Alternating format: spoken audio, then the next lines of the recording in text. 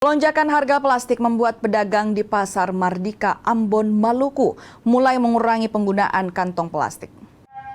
Kenaikan harga plastik di Ambon, Maluku menembus hingga 50%.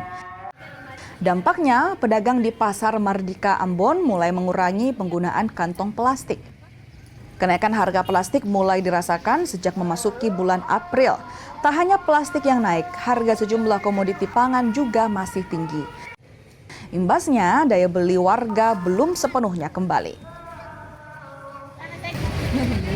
Karena semua pakai plastik, apa-apa semua pakai plastik.